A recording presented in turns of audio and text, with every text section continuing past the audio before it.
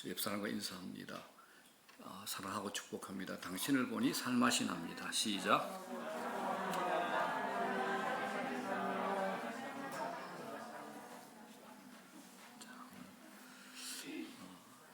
제목이 너무 거창한데, 하나님을 모르면 우주의 고아가 됩니다. 제목이 너무 거창한데, 그렇습니다. 하나님 모르면 우주의 고아입니다.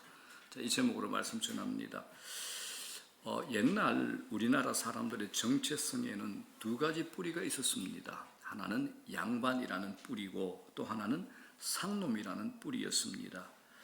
당시에는 사람들의 모든 행동이 바로 이 양반이냐 상놈이냐에 의해서 평가가 되었습니다. 그러다가 해방을 맞게 되죠.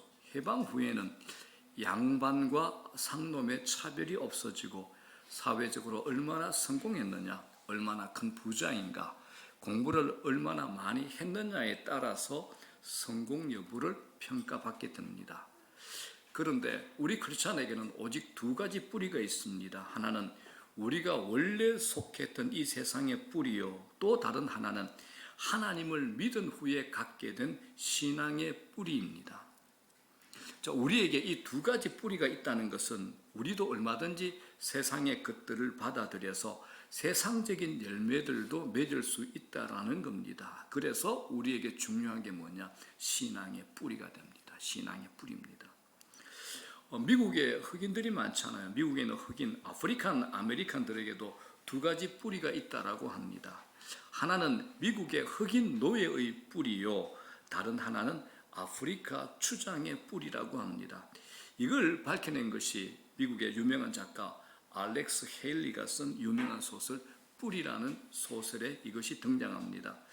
자, 뿌리 이 책은 제가 고등학교 때 처음 교회 나가서 그의 성탄절에 예배가 끝나고 여러 발표회가 끝나고 이제 선물 교환 때 받은 책이 바로 이 뿌리라는 책이었습니다. 그래서 제가 아주 인상 깊게 읽었고 오랫동안 귀하게 간직했던 책이기도 합니다. 자, 이 소설의 주인공이 여러분 들어보셨을 거예요. 쿤타킨데. 들어보시죠. 쿤타킨데는 아프리카 감비아의 어느 부족 출신입니다. 그는 거기서 알라 신을 믿으며 장차 그 마을의 추장이 되기 위해서 훈련을 받았습니다. 그러던 어느 날 그가 흑인 노예 사냥꾼들에게 붙들려 가지고 배를 타고 미국까지 오는데 그 미국에서 노예로 또 팔립니다. 그런데 이 쿤타킨테가 미국에서 노예 생활을 하면서도 자기 자식들에게 조상들의 이야기를 들려주면서 아프리카 정신을 잃지 않으려고 교육을 시킵니다. 미국의 흑인 노예의 뿌리들은, 흑인 노예의 뿌리를 둔 흑인들은 게으르답니다. 책임지기 싫어하고 자유에 대한 갈망이 없는데, 그러나 아프리카의 뿌리를 둔 흑인 정신은 약동적이고 진취적이고 창의적이라고 합니다. 얼마 전에 미국에서도 흑인 최초로 대통령직을 수행한 오바마 대통령이 미국 노예의 뿌리가 성공한 것이 아니라 아프리카의 뿌리가 성공한 예가 된다고 합니다. 자, 오늘 본문 말씀도 여호수아가 죽기 전에 마지막으로 이스라엘 백성들에게 이스라엘의 뿌리를 이야기해 주고 있는 겁니다. 뿌리입니다. 여호수아가 죽기 전에 자기가 이끌어온 이스라엘 백성들에게 마지막 설교로, 이게 이제 유언적 설교이기도 하죠.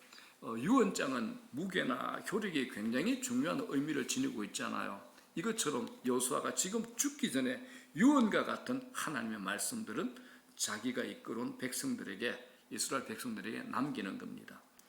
이 말씀이 중요한 것은 이때가 이미 이스라엘 백성들이 하나님이 약속하신 가나안 땅을 차지한 때입니다. 가나안 땅을 차지하고 난 후입니다. 지금까지 이스라엘 백성들은 오직 가나안 땅이었습니다. 이걸 차지하는 것을 목적으로 40년 광야 고난도 참았죠. 그리고 이제서 가나안 땅을 차지하게 된 겁니다. 그들의 목표가 이루어졌습니다. 자, 여러분, 사람들에게 가장 위험한 때가 바로 이때가 됩니다. 가난하고 힘들 때는 꼭 성공해야 되겠다는 인생의 목표를 가지고 열심히 일하고 노력합니다. 누가 옆에서 유혹을 하거나 엉뚱한 짓을 하자고 해도 그곳에 기웃거리지 않고 자신의 목표에 온 힘을 쏟습니다. 그런데 일단 목표를 이루게 되면 그때부터 이제 방황이 시작이 됩니다. 초심이 흐트러지죠. 하는 일이 지루하고 권태감이 찾아옵니다. 이 권태감이 얼마나 심한지 결국 죄를 짓고 탈선을 하고야 마는 겁니다. 그래서 신자들에게 영적 각성이 필요한 때는 어느 정도 성공했을 때입니다. 신앙에 어느 정도 맛을 보게 될 때 영적 각성이 제일 필요한 때가 됩니다. 오늘 이스라엘 백성들이 이런 상황에 놓여 있는 겁니다. 자기들이 목표로 한 가나안 땅을 정복하고 그곳에 정착하게 되었습니다. 가나안 땅에 있는 화려하고 현란한 가나안 문화, 그리고 즉시 자신을 만족시키는 우상들이 있잖아요. 온갖 우상들. 그것을 인해서 하나님을 잊어버릴 위험에 처하게 된 겁니다. 이걸 보고 있는 여호수아가 이제 자기의 유언적인 설교로, 마지막 설교로 모든 백성들을 모아놓고 세겜에서 이런 설교를 하는 겁니다. 14절, 15절이 중요한 주제가 됩니다. 14절 시작.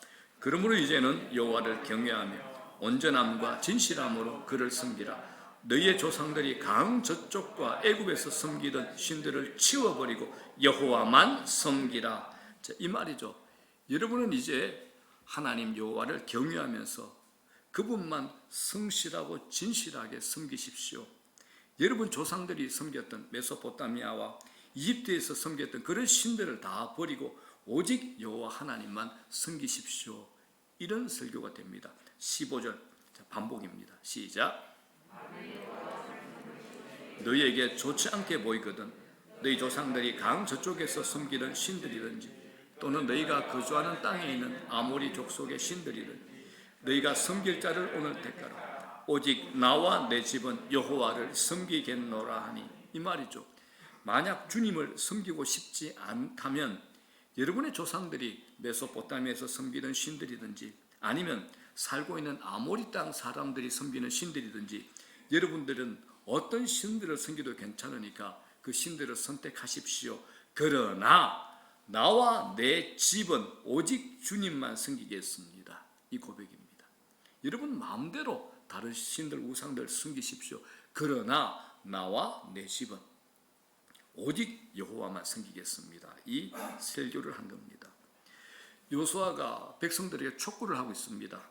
왜 새삼스럽게 이런 선택을 요구하고 있는 걸까요? 여기에는 이스라엘 백성들이 가나안 땅에서 그들의 신앙의 순수성을 유지할 수 있을 것인가 의문을 담고 있는 겁니다. 이스라엘 백성들이 광야에서 40년 고생했잖아요. 먹을 것도 없고 입을 것이 없어. 낮에는 영상 40도, 밤에는 영하로 내려갑니다. 하나님께서 낮에는 구름 기우등의 에어컨, 밤에는 불 기둥의 스팀으로 보호하셨고 그들이 40년 동안 의복이 해지지 않았습니다. 신발이 해지지 않았습니다. 날마다 만나로 공급해 주셨습니다. 광야에 슈퍼가 있겠습니까? 농사 지을 수 있나요?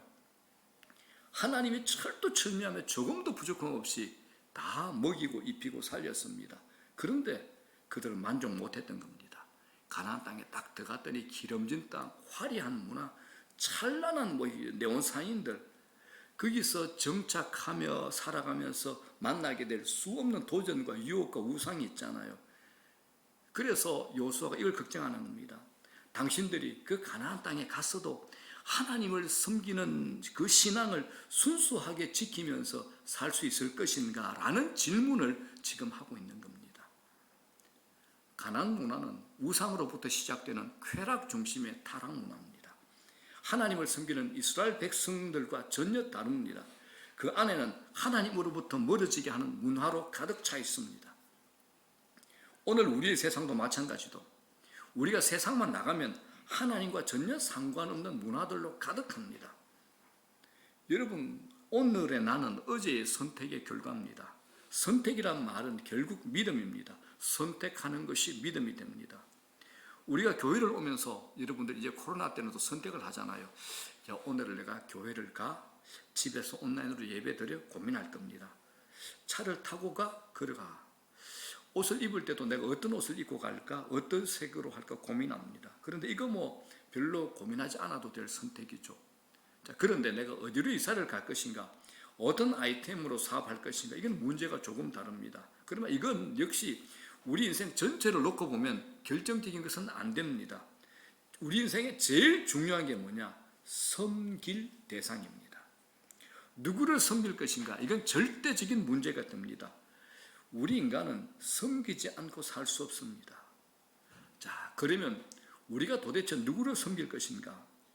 하나님께서 430년 동안 애굽, 지금의 이집트에서 노예 생활을 한 이스라엘 백성들을 탈출시킨 뒤에 제일 먼저 시키신 일이 있습니다. 이스라엘 백성들에게 법률 공부를 시켰습니다. 이들은 그동안 애굽이라는 남의 나라에서 자기의 계획과 의지와는 상관없이 시키는 대로 일만 하는 노예였습니다. 일하라 그러면 일하고 먹으라 그러면 먹고, 그것 밖에 몸에 익히지 못한 그들이 이제는 노예가 아니라 하나님 백성의 시민으로 공동체를 이루면서 살아가야 되는 사람들입니다. 이런 그들에게 하나님께서 친히 돌판에 10가지 계명, 10계명을 써서 주셨습니다. 그 안에 공동체의 중요한 것들이 다 담겨 있습니다. 이런 것들은 해, 이런 것들은 하지 마라라는 공동체의 기준이 되는 10가지 법, 10계명을 주셨는데 그 첫 번째 계명이 뭐냐? 바로 이 말씀입니다. 너는 나 외에는 다른 신들을 네게 두지 말라. 이 계명입니다. 여러분, 이건 굉장히 중요합니다. 성경 전체가 강조하는 핵심 주제가 뭐냐? 너는 나 외에 다른 신들을 두지 말라. 성경 전체가 강조하는 핵심 주제입니다. 우리도 누구를 섬길 것인가? 이건 절대적인 문제입니다. 그러면 도대체 누구를 섬겨야 되는가? 오늘 본문에서 가장 많이 나오는 단어가 섬기다라는 단어입니다. 여러분, 섬기다라는 이 단어는 굉장히 강력한 단어입니다. 내가 섬김의 대상을 결정하는 순간 그 섬기는 대상이 나를 확 잡아 끌어당기죠. 우리가 하나님이 아닌 다른 우상을 섬겨도 마찬가지가 됩니다. 섬기는 대상에 따라서 내 인생이 달라지죠. 신앙은 선택입니다. 그 선택은 선명하고 분명해야 됩니다. 그래서 여호수아가 뭐라 그럽니까? 다 같이 시작. 오직 나와 내 집은 여호와만 섬기겠노라. 이렇게 고백합니다. 여러분, 신앙은 단순한 사상이나 신념이나 철학이 아닙니다. 섬길 분을 선택하는 것, 이게 신앙입니다. 그리고 그 선택은 대가 지불을 요구합니다. 때문에 많은 사람들이 머뭇머뭇거립니다. 오늘 이 시대의 가장 큰 특징이죠. 다원주의 시대입니다. 다원주의가 뭐냐? 모든 것에 다 구원이 있다라는 겁니다. 불교, 이슬람, 무속신앙, 내가 섬기는 어떤 대상이라도 그 안에 구원이 다 있다. 이게 다원주의입니다. 뿌리가 많다는 거죠. 종교 다원주의는 절대라는 말을 쓰지 못하도록 합니다. 우리가 옛날에는 시험 치면 사지선다형이 많았죠. 1번, 2번, 3번, 4번. 그런데 종교 다원주의는 뭡니까? 1번도 답이 되고 2번도 답이 되고 3번도 답이 되고 4번도 답이 될 수 있다는 겁니다. 이 말이 뭐냐? 사실은 진리가 없다라는 겁니다. 현대인들은 절대적 존재에 대한 거부감이 심합니다. 하나님 믿어라. 하나님 믿어야지 구원받는다. 예수 그리스도 안에 믿음이고 그걸 통해서만 우리가 구원받았다. 이걸 독선으로 받아들입니다. 그러나 우리가 믿음에 대한 대상에 대한 신앙의 분명한 선택을 하지 않는다면 과연 그 대상을 신뢰하고 있는가를 의심해 보셔야 됩니다. 제가 이 말씀 꼭 드리고 싶습니다. 우리가 세상에 대해서는 온유한 태도를 가져야 됩니다. 세상에 대해서는 사랑하고, 저에게 목사님 사랑이 뭐요? 그러면 제가 2가지 얘기합니다. 먼저 손해 보십시오. 2번째 져주십시오. 그럽니다. 이게 사랑입니다. 세상에 대해서 사랑하십시오. 온유하십시오. 따뜻하십시오. 품으십시오. 수용하십시오. 라고 합니다. 그러나 딱 하나, 신앙에 대해서는 확고하십시오. 라고 얘기합니다. 신앙에 대해서는 확고하셔야 됩니다. 우리가 기도하고 신앙 고백하고 강력한 결단과 서약을 해도 흔들릴 때가 많은데 대충 신앙생활 할 때 우리 미래를 보장할 수 있겠습니까? 없습니다. 요사이는 제가 만나는 어떤 크리스찬들은 하나님만 믿고 살 수 있겠습니까? 이런 간접적인 표현들을 해가 제가 등골이 오싹함을 느꼈습니다. 큰일 났다, 큰일 났다 이런 마음이 들었습니다. 사랑하는 여러분, 여러분들이 신앙에 대한 태도가 조금이라도 희미해지면 이 세상에 어마어마한 다원주의 문화가 여러분들에게 밀고 들어갑니다. 밀고 들어갑니다. 성경에 대한 태도도 마찬가지입니다. 성경은 이렇게 말하는 분도 있습니다. 하나님 말씀만 있는 게 아니라 인간의 말씀도 있다. 이걸 이제 편집설이라고 하는데 이건 자유주의 신학과 자유주의 사상입니다. 성경은 곳곳에서 자정합니다. 예수님도 말씀하셨죠. 하나님 말씀입니다. 인간의 사상 아닙니다. 온전한 하나님 말씀이 됩니다. 성령의 영감으로 기록된 하나님 말씀으로 믿지 않는 이 자유주의 물결이 온 세상에 영향을 주고 있습니다. 유럽의 교회가 얼마나 웅장하고 컸습니까? 유럽의 크리스찬들이 얼마나 많습니까? 그런데 지금 유럽의 교회를 문 닫게 했던 가장 핵심적인 요인이 뭐냐? 자유주의입니다. 그런 태도로 성경을 바라보게 되면 성경의 절대적인 권위를 믿을 수가 없는 겁니다. 성경이 하나님 말씀이라는 절대적 기준을 삼지 않으면 우리 신앙은 한순간에 길을 잃어버리고 맙니다. 그런데 이게 오늘날의 현주소입니다. 그래서 우리가 지금 여호수아의 이 결단에 귀를 기울이고 이 촉구에 우리의 마음을 다 쏟아야 됩니다. 나와 내 집은 누구요? 여호와만 섬기겠다. 나와 내 집은 여호와만 섬기겠다. 그런데 여러분, 세상 가운데 이걸 고백하는 순간 우리가 왕따가 될 수 있습니다. 너 그렇게 멍청하냐? 너 참 지적이지 않다. 이런 조롱을 들을 수도 있습니다. 그러나 우리가 세상 가운데 섞여야 하는 것이 있고 섞이지 않아야 할 것이 있습니다. 하나님 백성의 정체성 진리는 것, 진리를 붙들고 사수하는 것, 이것은 양보할 수 없는 것이라는 겁니다. 여러분들이 반드시 기억해야 하셔야 될 것이 있습니다. 믿음의 분명한 선택을 해야 갈등과 후회가 줄어듭니다. 광야 40년 이스라엘 백성들 헤맬 이유가 전혀 없죠. 홍해를 건너게 하셨습니다. 하나님께서 온갖 것으로 다 공급하셨습니다. 그런 하나님께서 이스라엘 백성들을 헤매도록 하실 이유가 없습니다. 구름 기둥, 불 기둥, 하늘 문이 열리고 매일 새벽에 만나 먹을 게 떨어져. 여러분, 인류 역사에 이런 게 어디 있습니까? 하늘에서 떨어진 양식. 그럼에도 그들이 어떻게 했든지 40년 동안을 광야에서 헤맸습니다. 그건 그들이 분명한 선택에서 실패했기 때문에 그렇습니다. 죽든지 살든지 하나님 편에 서기로 결단하지 않았기 때문에 그런 겁니다. 그러나 모세 한 사람은 분명했잖아요. 나머지 백성들은요, 조금만 어려움이 오면 하나님 못 믿겠다고 아우성치고 원망과 불평, 지치지 않고 쏟아냈습니다. 이스라엘 백성들이 광야 40년 동안 했던 전공 과목이 있죠. 원망과 불평입니다. 사랑하는 여러분, 이스라엘 백성들은 상황이나 환경 때문에 흔들린 거 아닙니다. 여호와 하나님만을 섬기는 신앙에서 흔들린 겁니다. 인생이 방황이 되고 미로에 빠졌다면 그 이유가 무엇일까요? 중요한 선택을 놓쳤기 때문에 그렇습니다. 그러므로 여러분, 하나님을 믿는 신앙은 보조적인 것이 될 수 없습니다. 하나님을 믿는 신앙은 결정적인 겁니다. 하나님을 온전히 신뢰하고 살아가면 우리가 어디에 살든 무엇을 하든 별 문제 되지 않습니다. 하나님과 함께하는 삶인가 아닌가, 이게 중요합니다.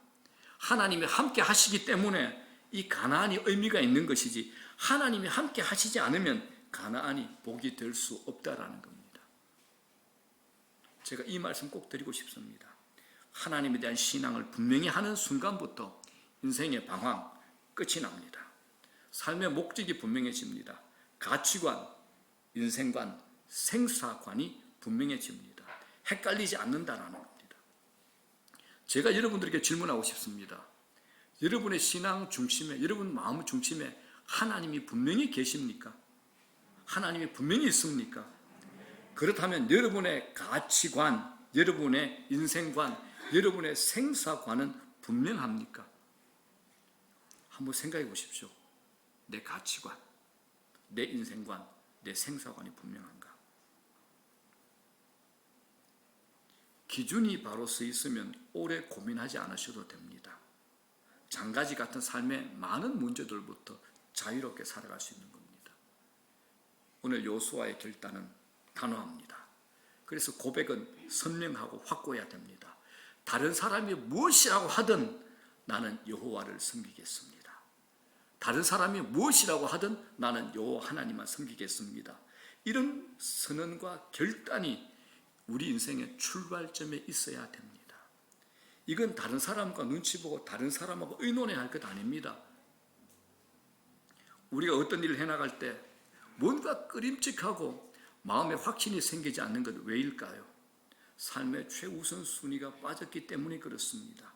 삶의 우선순위가 하나님이 아니면 우리의 삶은 끊임없이 오락가락하게 되고 뒤숭숭할 수밖에 없습니다.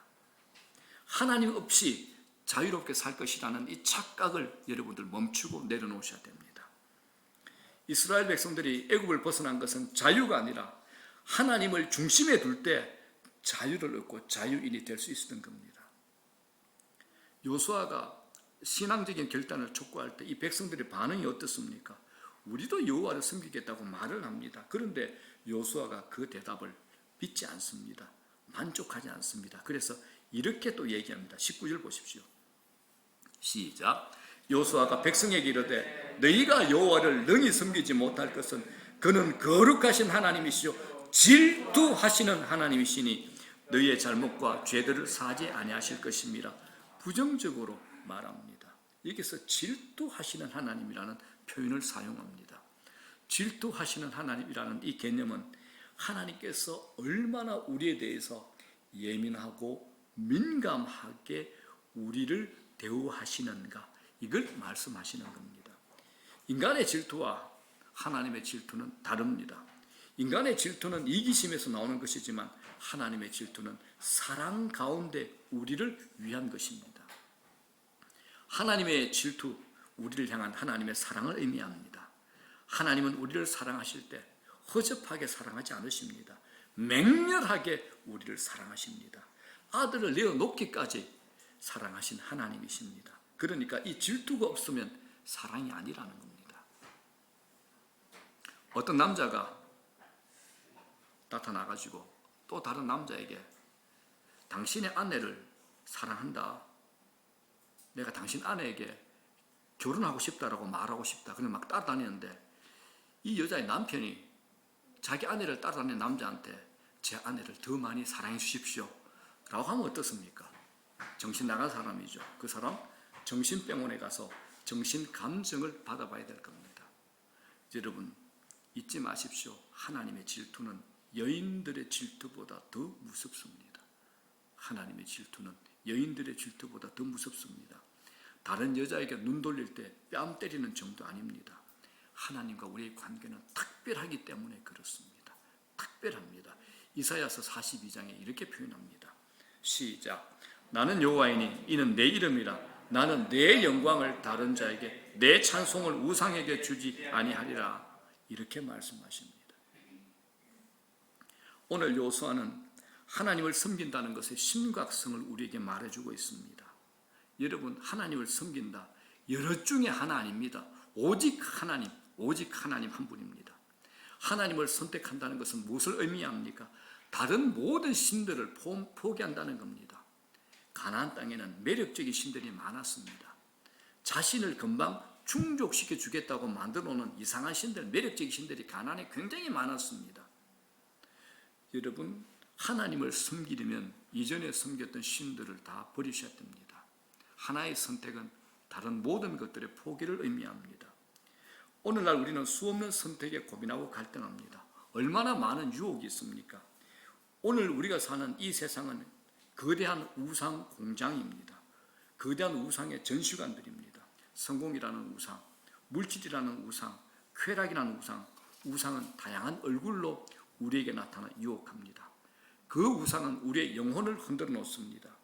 우상 안에는 섬김의 개념이 들어있기 때문에 섬기는 순간 강력한 힘이 나를 끌어당깁니다. 삶의 에너지를 그 우상에게 다 쏟아붓게 만드는 겁니다. 그런데 이 시대에 가장 강력한 우상이 누구냐? 다름 아닌 나 자신입니다. 사람들은 자기라는 우상을 섬깁니다. 그래서 때로는 하나님도 나를 위한 하나님, 나를 섬겨주는 하나님, 나를 만족시키는 하나님이라는 우상으로 바꾸어버립니다. 나를 섬겨주고 기쁘게 해주는 신을 찾고 있다면 진짜 우상은 바로 나 자신이라는 겁니다. 현대인들은 교회를 선택할 때도 나를 만족시켜주는 교회만 찾아다니며 선택합니다. 나를 만족시켜주는 교회. 성경을 읽을 때도 순종하십시오, 죄짓지 마십시오, 이거는 그냥 지나갑니다. 나를 위로해 주는 구절, 내게 축복해 주는 구절만 찾고 암송하고 그것만 붙들고 다닙니다. 그런데 여러분, 성경은 하나님 말씀입니다. 하나님 말씀은 불편할 수밖에 없습니다. 불편해야 정상입니다. 무조건 내 행복 찾아주고 내 기분 맞춰주고 내 배를 채워주는 신을 찾는데 가장 무서운 우상이 뭐냐? 나라는 우상입니다. 오늘날 자기 존중의 열풍이 불고 있잖아요. 자존감, 경쟁의 힘, 적극적인 사고방식 필요합니다. 필요합니다. 그런데 궁극적이거나 본질적이지는 않습니다. 우리가 무엇으로 내 열동감을 해소할 수 있을까요? 무엇으로 내 자존감을 높일 수 있을까요? 하나님을 하나님으로 인정하지 않는 한 인간의 문제 해결되지 않습니다. 우리와 이 우주를 지으신 분이 누구십니까? 누가 통치하고 다스리고 만지시고 계십니까? 하나님이십니다. 그런데 창조주요 주관자이신 하나님을 인정하지 않는데 어떻게 피조물인 우리가 우리의 모든 문제를 근원적으로 본질적으로 해결할 수 있겠습니까? 오늘 이스라엘 백성들이 신앙적 결단을 요구받는 곳은 세겜이라는 곳입니다. 자, 1절 보십시오. 여호수아가 이스라엘 모든 지파를 세겜에 모으고, 세겜이 등장합니다. 이스라엘 역사에서 중요한 지명이 세 곳이 나옵니다. 길갈, 실로, 세겜, 이 세 곳이 나옵니다. 이 길갈이라는 지명은 알죠. 모든 애굽의 수치가 굴러갔다.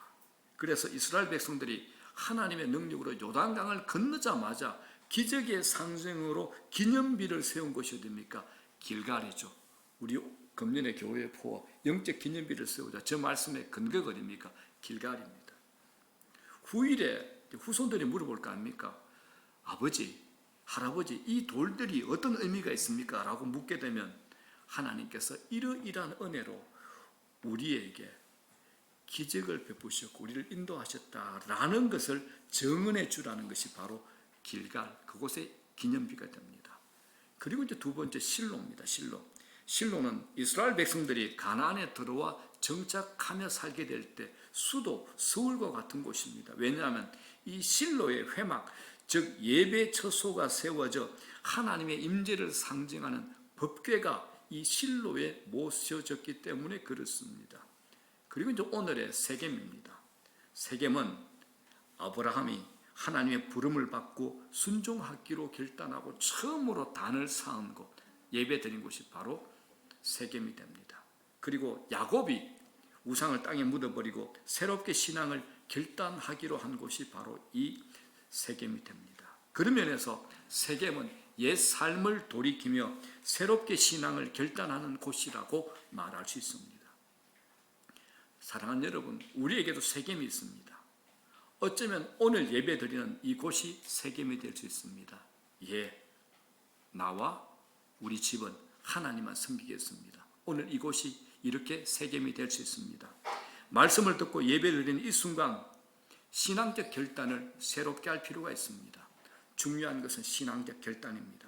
하나님 외에는 다른 어떤 것도 섬기지 않겠다는 결단이 필요하다라는 겁니다. 자, 15절 하반절 다시 한번 읽습니다. 시작. 너희가 섬길 자를 오늘 택하라. 오직 나와 내 집은 여호와를 섬기겠노라 하니. 오직 나와 내 집은 누구요? 여호와 하나님만 섬기겠노라 하니. 오늘 택하라고 말씀합니다. 시간이 나서 천천히 할 일도 있지만 섬길 자를 선택하는 것은 미루는 것이 아닙니다. 하나님에 대한 분명한 태도가 없다면 마치 기관차 없는 객차만 덩그러니 놓여 있는 것과 같습니다. 여호와에 대한 결단을 미룬다면 미래가 어떻게 될지 아무도 모릅니다. 오늘 지금 우리가 할 일은 신앙적인 결단입니다. 하나님을 첫 자리에 모시는 겁니다. 하나님이 나의 삶의 가장 우선인지 아니면 차선인지 확인해 보시기 바랍니다. 사탄들이 인간 세상에 우리에게 베푸는, 우리에게 활용하는 전략 중에 가장 탁월한 전략이 뭐냐? 미루게 하는 겁니다. 기도해야지, 내일 해도 돼. 순종해야지, 조금 있다 해. 딜레이. 내일, 다음에, 아니면 언젠가는. 그런데 여러분, 그럴 시간이 없습니다. 지금 우리가 선택해야 될 유일한 시간이 됩니다. 2022년 1월 마지막 주일 오늘 오직 나와 내 집은 하나님만 섬기겠습니다. 하나님을 예배하는 일을 최우선으로 하겠습니다. 라고 여러분들이 결단하셔야 됩니다. 중요한 것, 오늘 이 사건의 뒤를 딱 보게 되면 여호수아가 이렇게 강력하게 호소했음에도 불구하고 이스라엘 백성들이 자기 멋대로 살아가는 사사시대로 진입합니다. 우리도 그럴 수 있다는 겁니다. 양보와 타협을 하게 하는 많은 유혹 앞에서 우리의 신앙도 계속 시험대 위에 있다는 겁니다. 예배 드리죠. 우리 금요일 나와서 기도해야 하죠. 제자 훈련하죠. 이렇게 무장하지만 우리 삶의 현장 호락호락하지 않습니다. 치열합니다.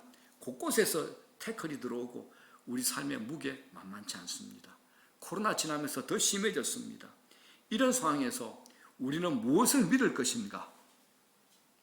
여러분, 나를 믿을 수 있습니까? 여러분 자신을 믿을 수 있습니까?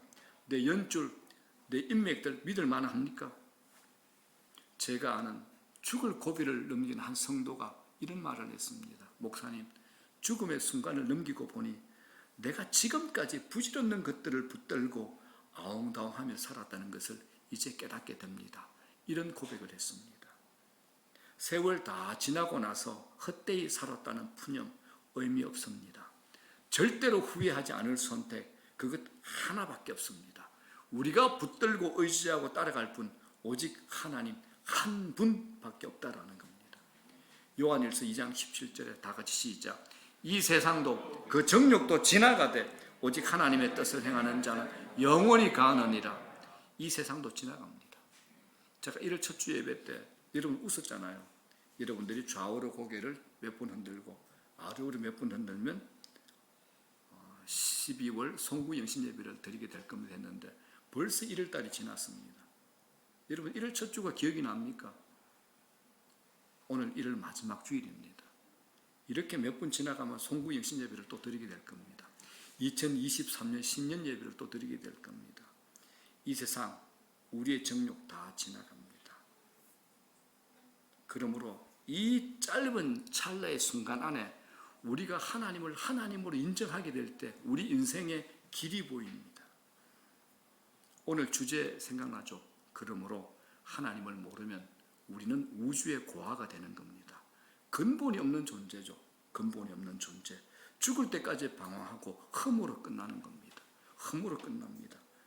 만물의 어떠미시고 근본이신 하나님을 하나님으로 인정할 때 우리 인생의 길이 열리게 됩니다. 이제 말씀 정리합니다. 우리는 누군가를 섬기게 되어 있습니다. 무신론자들은 하나님이 없다며 신을 부정하지만 결국 자기 자신을 믿는 자기가 신이 되어 있는 겁니다. 바울이 로마서 11장에 제가 너무 좋아하는 말씀 이렇게 얘기합니다. 로마서 11장 36절 시작. 이는 만물이 주에게서 나오고 주로 말미암고 주에게로 돌아감이라. 그에게 영광이 세세히 있을지어다. 아멘.